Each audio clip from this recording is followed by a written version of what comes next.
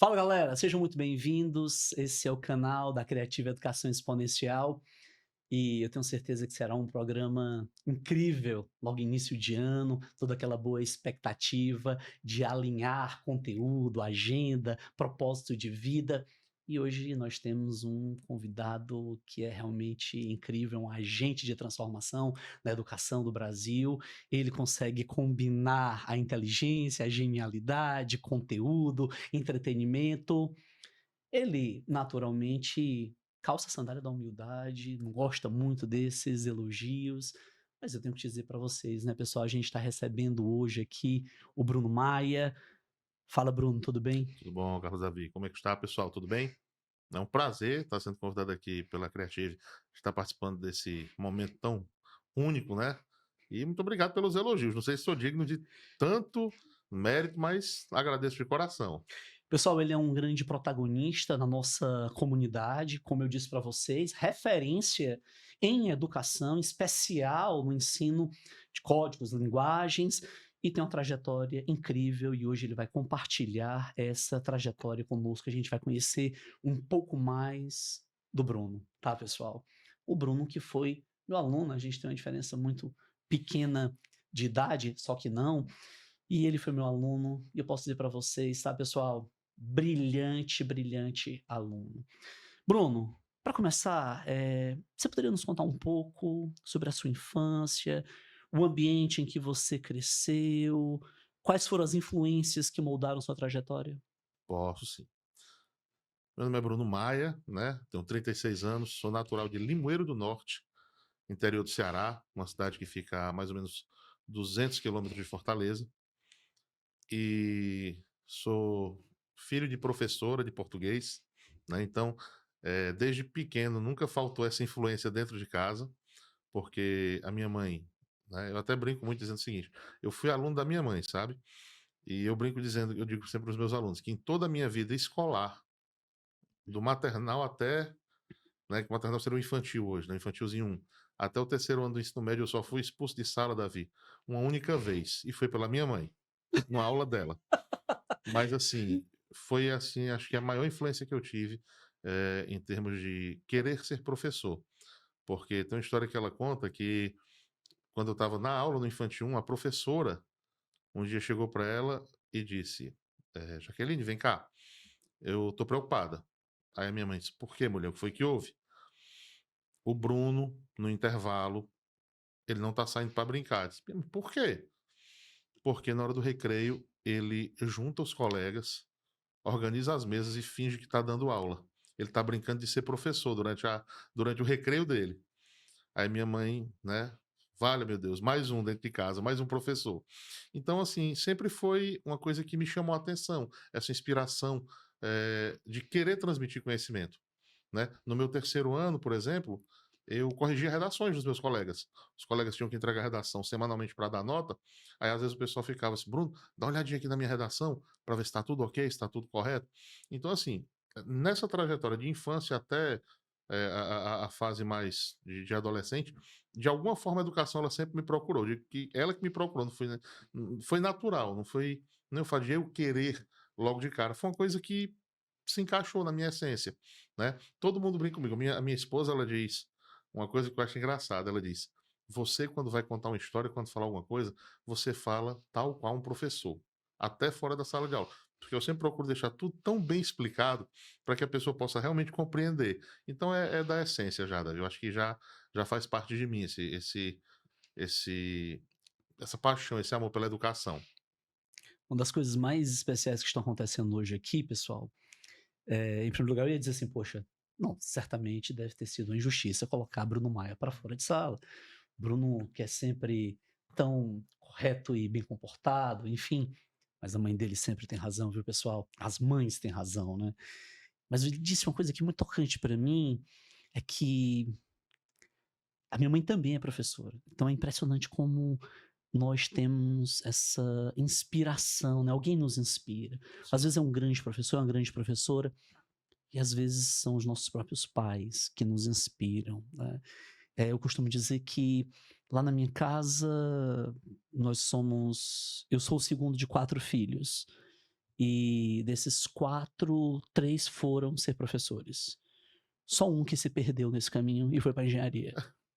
Mas, enfim, nem todo mundo é perfeito, né, Bruno? Verdade, Davi. Bruno, então você está dizendo que foi em Limoeiro, é Limoeiro, isso, Rio Grande do Limoeiro. Norte. E o nome da sua mãe? Da Minha mãe, matriarca? Jaqueline, Dona Jaqueline Maia. Dona Jaqueline? Parabéns, viu, dona Jaqueline? A senhora educou muito bem o Brasil, né, e a Creative aqui agradece. Mas, Bruno, falando sobre experiências educacionais significativas, quais foram os momentos que marcaram sua jornada como educador? Olha, Davi, os momentos mais importantes, assim, ainda dentro dessa coisa de ser educador, eu tive que passar por alguns processos ainda bem punks, bem pesados, até descobrir que eu tinha que ser professor, né?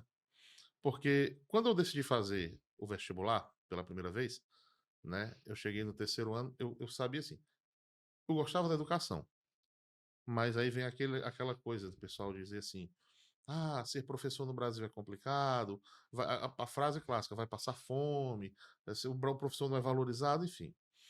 E aí eu disse, não vou fazer vestibular para nada que envolva educação, não. Aí eu decidi fazer vestibular para Direito, na Universidade Federal. E na minha época, antigamente, você podia fazer o vestibular da UFC e podia ter um curso em paralelo na estadual. Sim, E aí o que acontece? Eu disse, não, na UFC eu vou tentar para Direito. Aí eu peguei, beleza. E na UES? Aí eu peguei, disse, não, na UES eu vou tentar para Administração de Empresas, né? Aí eu, beleza. Aí passei para Administração de Empresas na UES e não passei de primeira para Direito na UFC. Passei na primeira fase e não passei na segunda. Aí fiquei fazendo cursinho e fiquei fazendo faculdade à noite. E foi massa passar no vestibular, passei em sétimo lugar para administração, aquela coisa toda. E no outro ano, no final do ano seguinte, eu passei para direito. Aí fiquei cursando as duas. Só que uma coisa me deixava ruim. Eu não estava bem comigo mesmo, sabe? Eu disse, meu irmão, isso está errado. Eu tô me massacrando, eu tô me machucando, porque eu tô fazendo uma coisa que eu não gosto. Aí eu cheguei num ponto. Uma professora minha, a professora Madalena, do curso de Administração de Empresas, ela chegou um dia e, no final da aula, me procurou. Olha para você ver como um professor que tem a sensibilidade de reconhecer. Ela chegou para mim e disse: Meu filho, você tá bem? Aí eu disse: Professora, tô, o que foi? Não, porque eu percebo que você é um cara bacana, inteligente, mas você tá na minha aula e não está. Você não tá bem. Aí eu disse: Eu conversei com ela, confidenciei. olha a sensibilidade, né? Eu disse: Professora, eu não gosto disso aqui, isso não é bom. Eu faço direito também, não gosto. Pois, meu filho, vá fazer o que você gosta. Porque ninguém, quando você começar a trabalhar, vai pegar na sua mão para ir com você para o trabalho. É você. Faça o que você quer. Realize o seu sonho. E aí eu decidi fazer. Eu disse, meu irmão, sabe de uma coisa? Vou seguir o meu sonho. Tranquei o direito, abandonei a administração, porque eu queria letras na UES. Aí eu tive que assinar um termo para abrir mão do curso. Você assinou um termo abdicando. Aí fiz vestibular. Fui terceiro lugar na época para letras, na Universidade Estadual do Ceará. E aí eu brinco muito com meus alunos que eu digo o seguinte, que eu cheguei no Centro de Humanidades da UES, que eu vi aquele ambiente, né, aquela coisa bem alternativa, que a galera costuma dizer, que eu olhei e disse assim, é aqui que é aqui. E eu me senti em casa pela primeira vez. Já tinha duas universidades aí nas costas, praticamente, duas faculdades, mas pela primeira vez eu me senti acolhido. E para mim, aquele momento de chegar ali no Centro de Humanidades, no curso de letras, né, da Universidade Estadual, e, e vendo aquele professor falando aquelas matérias, latim, falando em literatura brasileira, falando em linguística, eu apaixonado, porque era o que eu queria. Então, a educação ali foi naquele momento que eu senti pela primeira vez que eu estava tomando uma decisão correta. E a partir daí, né, as coisas vão aparecendo naturalmente. Ainda voltei para o direito para concluir, né? Mas só para guardar o diploma, né? Eu brinco dizendo que minha relação com o direito é um casamento que acabou o amor. Temos uma grande amizade, mas não tem mais nada. Não exerço, nunca exerci, mas assim, a minha paixão mesmo é pela educação, pela sala de aula. Né? Eu sou um entusiasta, um defensor eterno da educação. Sempre serei. Onde eu for, eu vou defender, vou levantar essa bandeira. Pessoal, uma das coisas que eu percebo, né, na trajetória do Bruno é que ele consegue ser um comunicador fascinante, ele consegue, viu, Bruno, tocar o coração dos seus alunos, mas você, ao mesmo tempo que consegue ser essa figura que mescla a ciência com a arte e consegue ser carismático, é possível você escutar alguém dizer algo de agravo sobre o Bruno, você mesmo assim consegue ter aquele olhar de organização sobre a sala de aula, de manter a disciplina, de estabelecer aquele padrão de, sabe, de respeito, de educação, o bom dia, o com licença, o levantar a mão para falar. Eu sei que hoje, né, nesse universo acelerado, nesse mundo VUCA, né, em constante mudança e transformação, muitas vezes as pessoas perderam determinados padrões, Sim. né, do com licença, do bom dia, do boa tarde, do por favor, eu posso falar agora, do levantar a mão, e o Bruno conserva isso, pessoal, de uma maneira fascinante, é um grande exemplo para nós. Bruno, é inspirador ouvir sobre a sua paixão pela educação. Como foi o processo de escolha da sua profissão e que a torna tão especial? Eu sei que você já falou um pouco sobre isso, mas eu retomo esse tema, porque eu quero que as pessoas e os professores que estão nos escutando, e os jovens professores, porque a gente precisa. A tecnologia, ela, na realidade, muitas vezes se comporta como uma ferramenta na mão do professor, do produtor de conteúdo, daquilo que quer inovar, daquele que quer criar algo diferente, mas ela não consegue, ela não substitui. E aí, mais uma vez, como foi o processo de escolha da profissão? Porque você me falou que o direito estava ali e a administração aqui, mas qual é o momento que você toma coragem de dizer assim: "Não, eu agora vou ser professor, eu vou para o magistério"? Eh, eu comecei como professor, né, foi uma prova de fogo, literalmente, viu.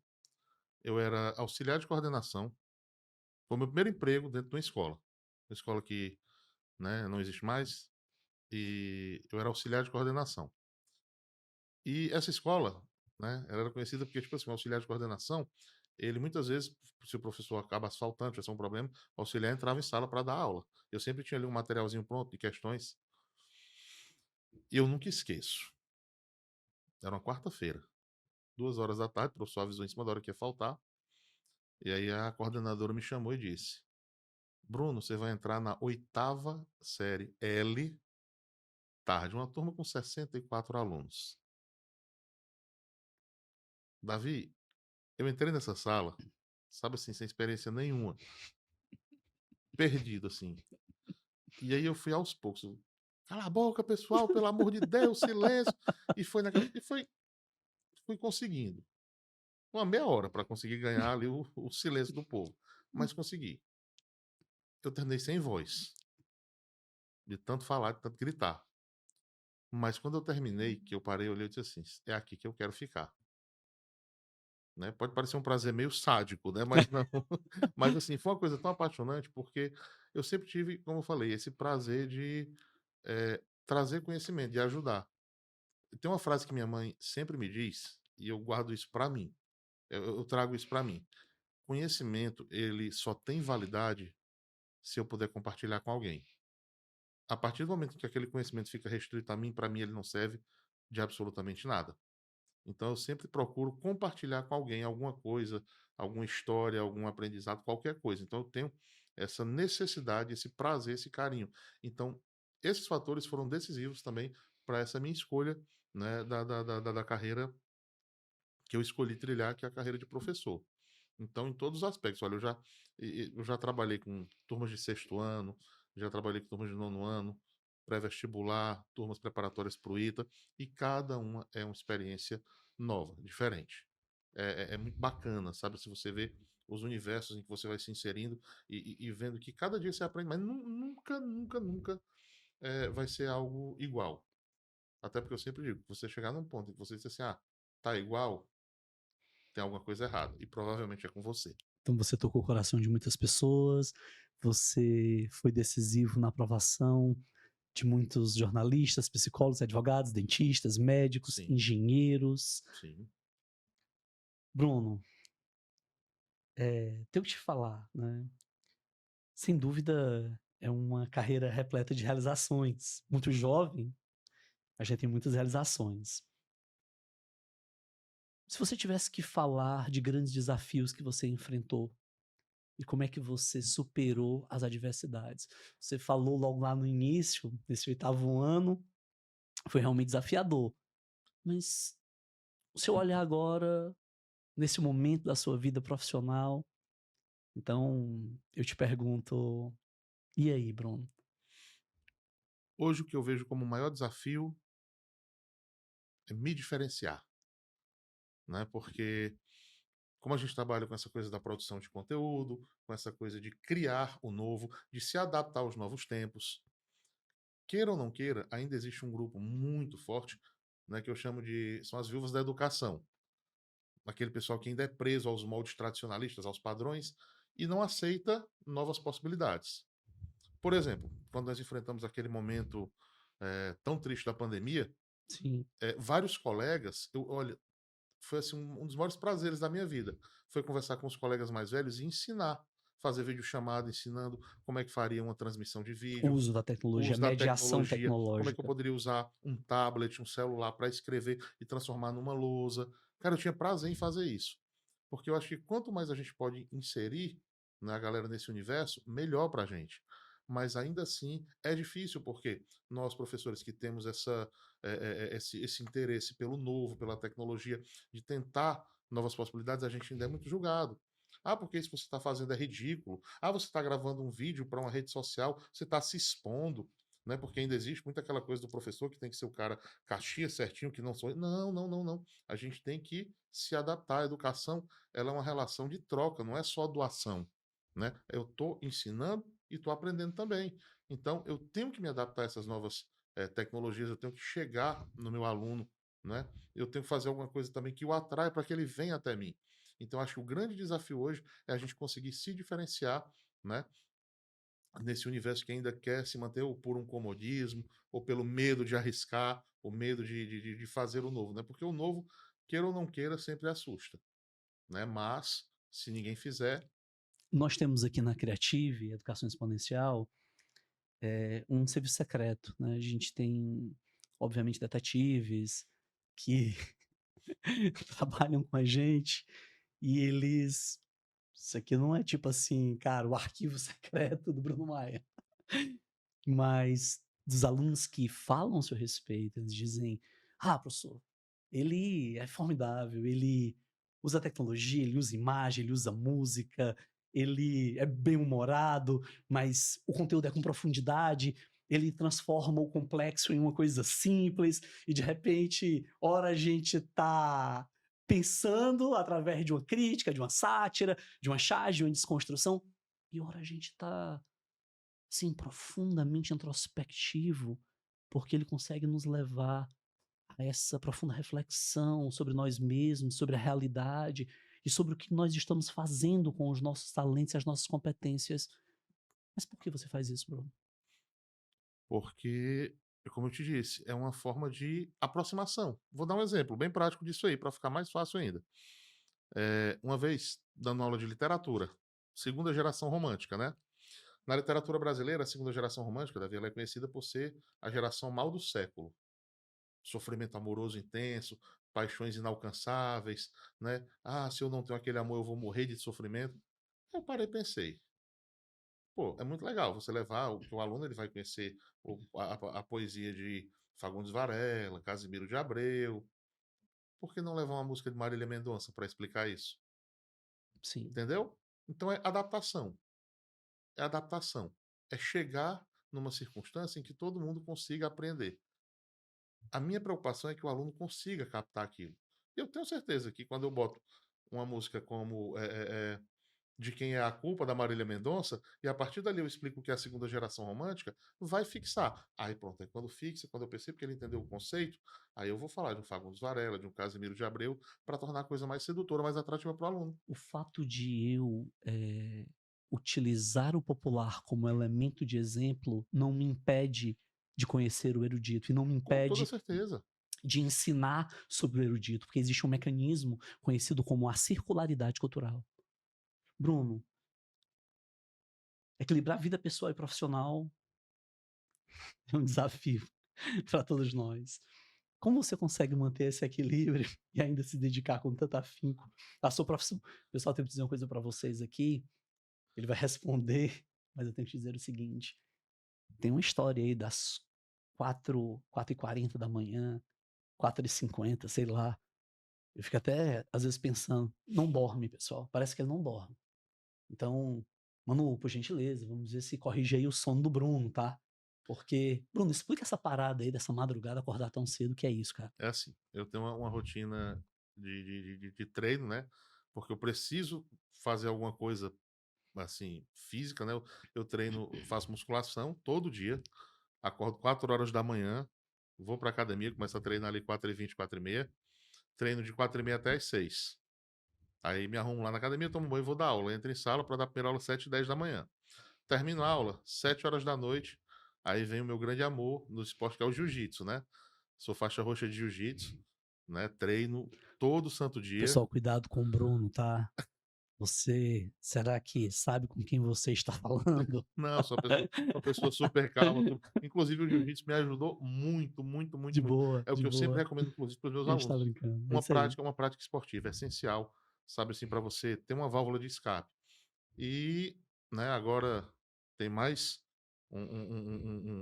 algo especial acontecendo, né, que eu estou me preparando para casar, né? A gente vai casar no civil agora, nesse próximo mês, agora eu e a Manu. Parabéns. E é uma loucura, né? A vida. Aí você faz, né, como manter? Eis a pergunta de US$ 1 bilhão, né? A gente vai tentando. Mas, assim, sempre procurando tirar um tempo para mim. Eu aprendi depois de muito tempo, Davi, a muito custo, que eu precisava ter um momento para mim. Né? É super importante isso para tudo na vida. Um momento de lazer, um momento de esporte, um momento com a pessoa que você ama, para É passear, para ir no isso. shopping. Sem isso aí não adianta de nada. É isso, garoto. É isso aí. Olha só. Então, fora do trabalho é o jiu-jitsu. É. Fora do E trabalho é a família. família. E você falou uma coisa interessante, eu me lembrei agora, Davi.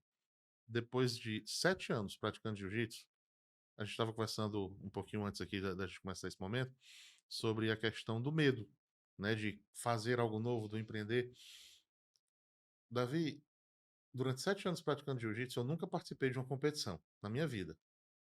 Aí, quando foi no ano passado, eu decidi, eu só vou participar. Nunca tinha participado nem de competição de bairro, nada. Aí fui participar de uma competição de grande porte que foi o Fortaleza Open. Aí eu, aquela sensação, aquela adrenalina toda. Eu brinco dizendo que a Manuela sofreu mais do que eu lá no momento, porque Manuela é minha esposa. E aí ganhei a primeira luta e perdi a segunda, né? Fui medalha de bronze, fiquei em terceiro lugar. Para quem nunca participou de uma competição, para mim isso foi uma das maiores vitórias da minha vida. Eu tinha acabado de pegar a faixa roxa, estava na empolgação, e isso só me estimulou. Mas eu entendo hoje que aquilo deu um start, virou uma chave realmente na minha cabeça sobre a questão de não ter medo, de fazer, vai na fé e vai. Isso é muito importante para que a gente consiga grandes conquistas. É um pensamento rápido, né? Parece até aquelas frases de, tipo assim, traseira de caminhão. Mas eu vou te dizer, o maior risco é não correr risco. Mark Zuckerberg. E o Joel J diz o seguinte: cara, todos nós temos medos. Todos nós temos medos. Querer, vamos lá, ganhar não é tudo, mas querer ganhar é. Porque isso te impulsiona a avançar e a se aperfeiçoar e a distribuir virtude com outras pessoas. Bruno, eu sei que você pode falar com muita propriedade a respeito disso, porque você é um cara completamente atualizado nas plataformas, no diálogo com tecnologia, com arte. Olhando para o mundo agora, século XXI, Como é que você enxerga o papel da educação na transformação da sociedade? Qual é a sua perspectiva para o futuro da educação? O papel da educação é essencial para tudo, para todos os setores, e eu vejo com muito bons olhos, né, a questão principalmente da relação educação-tecnologia, porque hoje você tem uma N suportes que possibilitam esse acesso, né, à educação, desde que seja orientado, desde que seja gerido de uma forma responsável, organizada. E a educação, ela sempre, para mim, como eu disse, eu vou defender essa bandeira onde eu for, porque ela é a base de tudo. Sem educação, você não tem nada. Sem educação, você não constrói uma sociedade justa, digna e ética, acima de tudo. Basicamente isso. Muito forte isso. Educação é a base de tudo. Sem educação não se constrói uma sociedade digna, uma sociedade aliás, ética, né? Porque quando você fala sobre uma sociedade digna, a dignidade é um princípio fundamental dos direitos humanos. Porque a dignidade, ela fala sobre integridade física, mental. Sim, A dignidade, ela trata sobre direito à saúde, educação, transporte, segurança, lazer. Então, quando você fala que a educação, ela é a base da dignidade humana, então você está a dizer que todo pré-requisito para sermos humanos envolve educação, com toda certeza. envolve educação. Bruno, a gente chega ao final agora e para finalizar, eu é que faço agora aquela, né, pergunta de US$ 1 milhão aí. Como é que você quer ser lembrado? Qual legado que você gostaria de deixar para gerações? Eu vou dizer uma frase que eu ouvi de um aluno uma vez, num shopping. Eu encontrei com um aluno Manda aí. e o pai. Estava ele e o pai. E aí ele disse para o pai o seguinte: pai, esse cara me ensinou a pensar. Pronto. Essa frase eu acho que seria uma herança perfeita. Aquele professor foi o professor que me ensinou a pensar, a avaliar, a criticar, a entender. E não apenas aceitar. Pronto. Eu quero ensinar a pensar. Para mim, é mais do que suficiente. É uma herança extremamente digna para o legado que eu quero deixar na educação brasileira. Nós da Creative Educação, nós queremos aprender a pensar com o professor Bruno Maia. E eu tenho certeza que vocês que estão aqui no canal irão desfrutar de maneira democrática, de forma gratuita, de maneira inclusiva, de forma universal. Do Iapoque ao Chuí, em qualquer lugar do Brasil, a possibilidade de nós pensarmos, refletirmos juntos. Essa é uma trajetória de inspirar, capacitar e, ao mesmo tempo, transformar vidas. E hoje nós fomos impactados e transformados pelo professor Bruno Maia. Assim encerramos essa incrível conversa que tivemos. Espero que vocês tenham aproveitado, tanto quanto eu aproveitei aqui, junto com o professor Bruno. Se você ainda não é inscrito no nosso canal no YouTube, aproveite para se inscrever e ativar as notificações para não perder nenhum conteúdo exclusivo que estamos preparando para vocês. E é claro, não esqueçam de compartilhar, obviamente com amigos, colegas, com a família, para que eles também possam se beneficiar desse conhecimento. Vamos expandir essa rede de aprendizado e transformação e fiquem atentos para as próximas novidades. Um grande abraço e Bruno, você encerra. Eu agradeço também o convite da Creative, Carlos Davi. Quero deixar um grande abraço para todo mundo e dizer que mais uma vez foi um prazer estar aqui nesse momento tão especial, podendo falar um pouco sobre a educação, sobre a importância, né, do conhecimento na vida das pessoas como a gente de transformação. E um beijo bem grande para todo mundo e sucesso.